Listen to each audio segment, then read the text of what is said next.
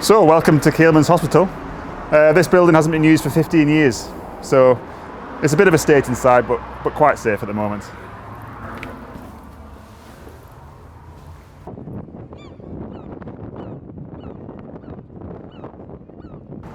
So Keelmen were guys who worked on the river in sailboats. They moved goods around along the river.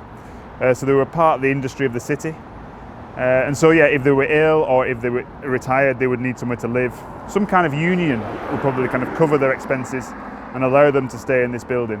Although now we're in the city centre, this would have been rural Newcastle. You know, you're outside the city walls, so it would have been somewhere to come and relax and recuperate. We know it was first used as a Keelmen's Hospital. We know it was a student residence, but we've got 200 years of history that we've got to discover and find out, you know, when did it stop being used for its original purpose, you know, and what was that kind of intermediary use. And so that's the exciting part of the project, is to go on that discovery and find the information.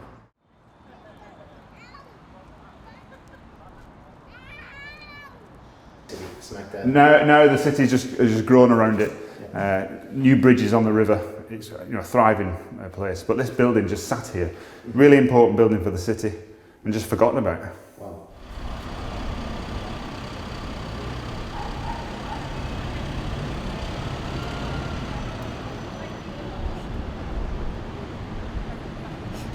So you can see this is like 1970s, 80s paint colours. It's in pretty terrible state, but solid. You know, these brick walls, this is the structure of the building, the basic frame that we need to kind of renovate and restore.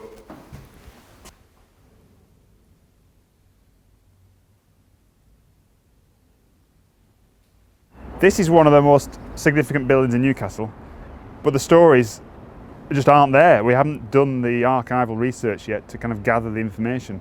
It's a kind of forgotten building of the city. And so part of our project is to re-engage that social history with the building and tell the tale of the people who lived here and what they did and how they were connected to the city.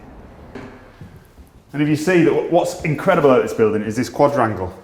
So although it's quite a thin building all the way around, inside there's this lovely quiet space which the residents would have enjoyed and makes the building really special. So this building has been empty for about 15 years. It was last used as a student residence. Inside is about 30 small bedsits. They each had their own bathroom, their own little kitchen. There were some communal spaces, there's a lounge, and there's a beautiful quadrangle in the middle. So some type of communal living. It's always seemed to be how the building's been used. And that's what we'd like to do, is to bring the building back to life, return it to residential use, some type of affordable housing, so social housing, to give people this quiet space in the middle of the city. So the building is owned by Newcastle City Council. The trust that I run, the Tyne and Weir Building Preservation Trust, it was set up to rescue buildings like this, buildings of significance that are underused or in a dilapidated state.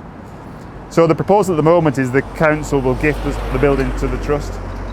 So we'll take a 125-year lease of the building and we'll restore it and put it back into use. And it may be that the council then take it back to use for sheltered housing or social housing. We've not yet worked out the kind of finished, kind of complete project. It just needs to be brought back to life. Yeah. It's not a difficult job. There's just a bit of funding required to make it happen. This type of building and residence, it can be found across the United Kingdom. And we can see other examples of trusts that were looking after injured or retired workers. And so there's work to be done to kind of show how it fits into that network of industrial heritage.